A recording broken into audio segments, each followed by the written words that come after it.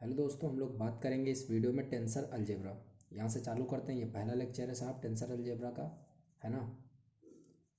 तो इसमें हम क्या बात करेंगे, ज़रा देखो फटाफट बेसिक टर्म्स की बात कर लेते हैं। बच्चे, अगर कोई ये वी एफ एक वेक्टर स्पेस है और मैंने बोला ये लीनियर अलजेब्रा में मैं पढ़ाऊँगा वेक्टर स्पेस के बारे में, यहाँ सिर्फ मान लेते हैं कि ये वी एफ एक वेक्टर स्पेस है, ठीक। V is a vector space over field F और एस इसकी कोई बेसिस है। एस क्या है इसकी बेसिस। तो ये आपका वेक्टर स्पेस हो गया, ये हो गया बेसिस। मान लीजिए इसमें एलिमेंट आते हैं बीटा 1 बीटा 2, ठीक। ये मान लो दो एलिमेंट आते हैं मान लो। तो हमको क्या पता है कि जो भी सेट एस होगा, अगर ये बेसिस तभी होता है जब एस क्या हो, एल आई हो, लीनियरली इंडिपेंडेंट। और दूसरा बात क्या हो कि जितने भी यहाँ पर एलिमेंट हो, ठीक, उन सबको ये क्या करे, स्पैन करे, है ना। कि हमको यहाँ का कोई भी जो भी मिलेगा अल्फ़ा, फॉर ऑल अल्फ़ा जो लाई कहाँ करेगा वी में, तो वो लीनियर कॉम्बिनेशन में होना चाहिए। दैट इज़ अल्फ़ा बराबर C1 beta 1 plus C2 beta 2, ये कह सकते हैं। तो जो भी नंबर ऑफ एलिमेंट होंगे एस में वो डायमेंशन कहला जाएगा। जैसे अगर यहाँ पर दो एलिमेंट हैं एस में तो क्या बोले जाएंगे, दो डायमेंशन की है, ठीक। अच्छा, अब कुछ बात करते हैं some important terms related to tensor algebra जो हमें काम है, ठीक। अच्छा, इसमें सबसे पहला वर्ड है साहब, अगर मैं बोला जाए कि मान लो कि अगर मैं रिप्रेजेंट कैसे करते हैं, सिंबल है कुछ, ज़रा समझो। जैसे ये एक्स है, ठीक। तो इसमें एक कुछ ऊपर होगा और एक कुछ नीचे होगा। क्या होगा वो सब बात है, अभी समझोगे आप। तो ऊपर वाले को आप बोलते हो सुपर स्क्रिप्ट, है ना। ऊपर जो है इसको क्या बोलते हो, सुपर स्क्रिप्ट। और नीचे वाले को साहब बोलते हैं सब स्क्रिप्ट। अच्छा, अगर मैंने बोला कि ए की पावर ए आई, मैंने बोला, ठीक। इसका मतलब ये नहीं कि ए की पावर लगाए आई, ठीक। इसका मतलब ये नहीं कि ए की पावर लगाए। इसका मतलब क्या है साहब कि ए आई जो है, इसका मतलब क्या है ए आई का, ए आई मीन्स कि साहब ए के कुछ कंपोनेंट होंगे, है ना। तो उसमें से ये आयत कंपोनेंट है साहब। ये क्या है आपका आयत कंपोनेंट। क्या कह रहा हूँ अभी, धीरे धीरे बातें सब समझ में आती जाएंगी। इसका मतलब ये कतई नहीं है कि ए की पावर आई है, ये इस बात का ध्यान रखना। अच्छा, अगर ऐसे लिखा है ब्रैकेट में तब मतलब है। इसका मतलब देखो ए आई की पावर जे है ना, तो इसका मतलब क्या है कि जेथ पावर है ये। बोलो ये क्या है साहब, जेथ पावर किसकी, ऑफ आयत कंपोनेंट। ये ए आई क्या है, ये आयत कंपोनेंट है और पावर जे लगा दिए, मतलब जेथ पावर ऑफ आयत कंपोनेंट ऑफ ए, ठीक साहब। ये हो गया आपका ए आई वाली बात। तो सबसे पहले बात समझ में आई, सुपर स्क्रिप्ट सब स्क्रिप्ट। उसके बाद एक आइंस्टाइन साहब, उन्होंने एक समेशन दिया, उसका क्या मतलब है जरा देखो। तो आइंस्टाइन समेशन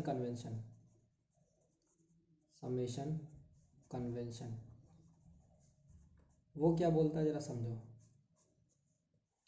कि जैसे साहब आपसे मान लो बोला जाए कि C1 x1 C2 x2 C3 x3 dash dash dash dash CN xN।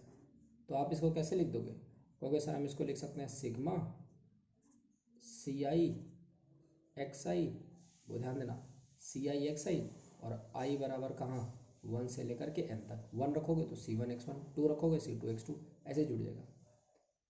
तो होता क्या है जरा ध्यान दो, हम इस चीज़ को कुछ और लिख सकते हैं। किस चीज़ को, सिग्मा यही आई जो है आपका 1 से लेकर के n तक CI xI।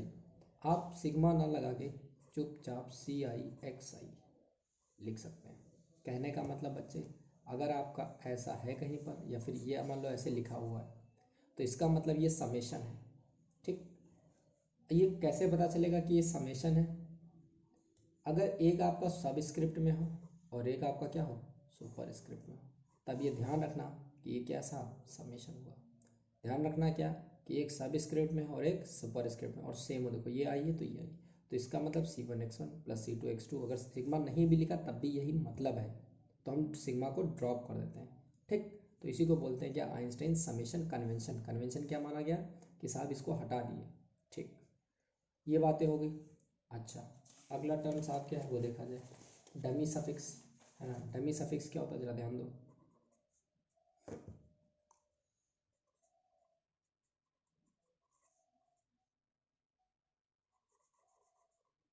एक और नाम भी है साहब, अम्ब्रल सफिक्स। एक और नाम भी है साहब, डेक्स्ट्रल सफिक्स। डेक्स्ट्रल सफिक्स, ये 3 शब्द हैं बच्चे। क्या? डमी सफिक्स, अम्ब्रल सफिक्स और डेक्स्ट्रल सफिक्स। तो क्या ध्यान रखना है वो समझो कि जब भी आपका रिपीट करें, कहने का मतलब कि जैसे मान लो मैंने बोला कि आई, ये डमी सफिक्स होगा। आई ये डमी सफिक्स होगा। कब डमी सफिक्स होगा? जब ये रिपीट करें, एक बार सुपर में, एक बार सब में। क्या मतलब है? जैसे ये ए आई जे और एक्स है, तो ज़रा ध्यान दो, ये आई एक बार कहाँ है? बोलो सर सुपर में। ये कहाँ है? सब में। तो आपका रिपीट कर रहा है, बोलो, और कहाँ पर है कि साहब एक यहाँ यहाँ। तो इसको क्या बोलते हैं? यहाँ पर आई क्या हो जाएगा आपका? Dummy suffix. सिमिलरली एक बार आई नीचे यहाँ आ जाए, ये यहाँ ऊपर आ जाए और ये मान लो जे, तो यहाँ भी ये आई क्या है? Dummy suffix. इम्पॉर्टेंट पॉइंट क्या है, इसका इस्तेमाल क्या करते हैं वो समझो। जो इम्पॉर्टेंट पॉइंट ये है साहब यहाँ पर कि डमी सफिक्स को आप दूसरे से रिप्लेस कर सकते हैं, कोई फ़र्क नहीं पड़ेगा। आई की जगह आप के लिख सकते हैं और कहीं चेंज करने की ज़रूरत नहीं पड़ेगी। अगर डमी सफिक्स है तो कहीं और चेंज करने की ज़रूरत नहीं पड़ेगी, आपको सिर्फ जहाँ चाहते हो वहाँ चेंज करो। लेकिन कंडीशन है कि जो सफिक्स है वो डमी होना चाहिए। फॉर एग्जांपल ये मान लो लिखा है, तो आप इसकी जगह ये भी लिख सकते हो। हमने क्या किया साहब? मैंने आई की जगह के पुट किया, तो सिर्फ आप यहीं चेंज करो, कहीं और मान लो और भी जगह हो तो करने कोई ज़रूरत नहीं है, कोई फ़र्क नहीं पड़ेगा। इसको क्या बोलते हैं? डमी सफिक्स या अम्ब्रल सफिक्स या डेक्स्ट्रल सफिक्स।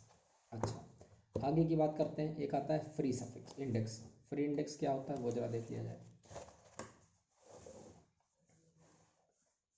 ठीक समझना। तो साहब बोला गया है फ्री इंडेक्स, ठीक, और रियल सफिक्स दूसरा नाम क्या है? देखो यार, डमी को ऐसा समझो, डमी पे कोई भी कपड़ा पहना तो कोई दिक्कत नहीं, डमी चुपचाप सुन लेता है। लेकिन अगर रियल में आदमी हो तो ध्यान रखता है। तो डमी में कोई चेंज करोगे तो फ़र्क नहीं पड़ता, लेकिन रियल का चेंज करोगे तो फ़र्क पड़ता है। ज़रा समझो, पहली बात तो अंतर क्या है कि ये रिपीट नहीं होता है। अ suffix which is not repeated, which is not repeated, ठीक, तो उसको क्या बोला जाएगा? रियल। और जैसे ए जे आई एक्स आई, ये ऊपर है और एक ये नीचे आ जाएगा, ठीक। तो आपने बोला था साहब कि जो रिपीट करता है दैट इज़ आई, तो आई क्या था सर यहाँ पे? बोलो सर, ये डमी था, डमी इंडेक्स, डमी सफिक्स। लेकिन जे यहाँ रिपीट नहीं कर रहा है, तो जे साहब आपका क्या हो जाएगा? फ्री या फिर रियल, ठीक। एक और बात याद रखना कि रिपीट नहीं करना है। क्या रिपीट नहीं करना है? सुनो मेरी बात। ए आई जे लिखा है साहब, और मान लो मैंने लिखा ई आई, ये सही है। लेकिन अगर आप ये लिख दिए तो ये गलत है। इसको लिखने का तरीका ये होता है, ए आई जे ई की पावर आई का स्क्वायर। रिपीट नहीं करना है, इसका मतलब है कुछ, इसका मतलब नहीं। लास्ट वर्ड आज के लिए आता है क्रॉनिकल डेल्टा।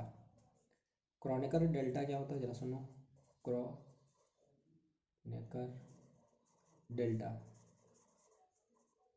ठीक, इसका मतलब क्या है? इसको रिप्रेजेंट करते हैं डेल आई और ये जे, ठीक, डेल आई और ये डेल जे। इसकी 2 वैल्यूज़ होती हैं, ठीक है साहब। एक होता है 1 और एक होता है 0, बस यही 2 वैल्यू होती हैं। 1 कब होता है? जब आई और जे बराबर होता है, और 0 कब होता है? जब आई और जे बराबर नहीं होता है। एक्चुअली इसका मतलब ये होता है डेल एक्स आई अपॉन डेल एक्स जे। तो जब बराबर होगा तो कट जाएगा, 1 आ जाएगा। जब बराबर नहीं होगा तो कांस्टेंट मान के 0 हो जाएगा। अच्छा, ये बात समझ में आई साहब, ठीक, कि 1 और 0 यही तो चीज़ होता है। अब जरा क्रॉनिकल डेल्टा से रिलेटेड कुछ सवाल है, 2 सवाल है, वो ज़रा देख लें। उसके बाद अगली बातें अगली क्लास में, ठीक। तो सवाल दे रखा है कि साहब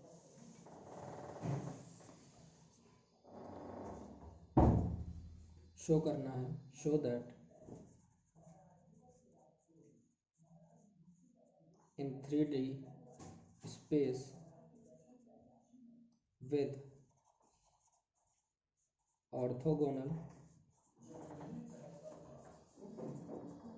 कार्टेशियन कोऑर्डिनेट्स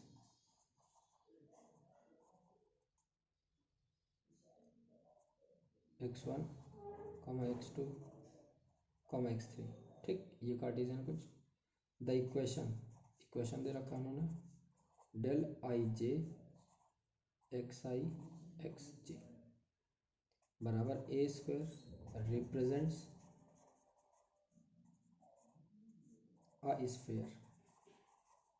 ठीक, ये बोला गया मेरे से। तो सबसे पहले साहब क्या दे रखा है वो समझते हैं कि बोला कि अगर 3D स्पेस है, ठीक, तो मेरे को ये शो करो कि ये जो इक्वेशन है, ठीक है, ये आपका क्या दे रखा है, ये जो इक्वेशन है ये आपका रिप्रेजेंट कर रहा है स्फीयर। ठीक है, तो अब जरा समझो आप, अगर मैं इसको लिख दूँ डेल आई जे एक्स क्या है आई, एक्स क्या है जे, और दिखा x1 x2 x3, कह सकते हैं कि जो आपका आई और जे जो रहेगा इसकी वैल्यूज़ 1 2 और 3 होंगी, इन्हीं में से कुछ होंगी। तो अगर एक बात है, तो अगर मैं इसको ओपन करूँ एक बार, तो आप ओपन कर लें फटाफट। तो एक बार हम डेल, चलो आई की वैल्यू हम चेंज करते हैं, ये 1 रख दिए और ये जे क्या हो जाएगा x1 रख दिए और ये बराबर क्या है आपका ए स्क्वायर। ठीक, x1 रख दिए, x जे रख दिए, ठीक है, प्लस डेल आई की वैल्यू एक बार 2 रख दिए, जे भी सेम है, x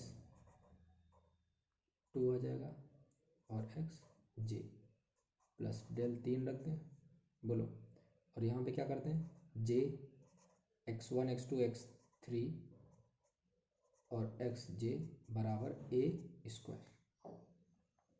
अब जरा समझो साहब, अब इसको अब हम क्या करें, ये हमने रख दिया 1 2 3, अब जे की अलग अलग वैल्यूज, एक बार जे की 1 2 3, तो इसको जरा अगर हम ओपन करेंगे तो ध्यान देना यहाँ से 3 टर्म कौन कौन से आएगा, डेल 1 और जे की वैल्यू 1, दैट इज x1 ये तो लिखना गलत होता है, x1 बताए थे अभी, देखो ये लिखना गलत होता है ना, इसलिए हम क्या करेंगे उसका स्क्वायर, वो अगले स्टेप में हम कर लेंगे, प्लस एक बार हम क्या रखेंगे डेल 1 जे की वैल्यूज ऑफ बदलेंगे 2, देखो इसी के 3 होंगे, मैं बता रहा हूँ x1 और x2, फिर एक और हो जाएगा ना डेल 1 और ये 3, तो ये x1 और x3 समझ में आया।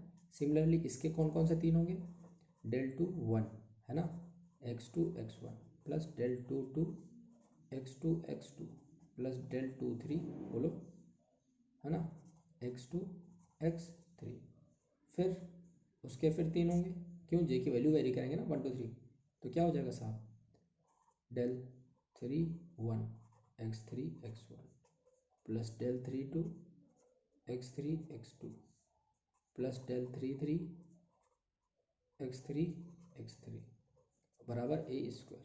अच्छा एक बात बताओ, जब आई और जे बराबर होगा तब 1 होना था डेल की वैल्यू, और जब आई और जे अलग अलग होंगे, जब आई और जे अलग अलग होंगे तो क्या हो जाएगा 0, तो आई और जे अलग अलग नहीं, इसमें अलग अलग है 0, इसमें अलग अलग है 0, इसमें अलग अलग है 0 0 0 0, बचा क्या है साहब डेल 1 1 x1 का स्क्वायर प्लस डेल 2 2 x2 का स्क्वायर प्लस डेल 3 3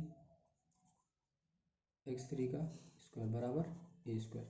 जब सेम होता तो 1 हो जाता, दैट इज x1 का स्क्वायर प्लस x2 का स्क्वायर x3 का स्क्वायर, ये तो कोऑर्डिनेट है जैसे एक्स वाई जेड मान लो इनको, का स्क्वायर बराबर क्या आ गया ए स्क्वायर।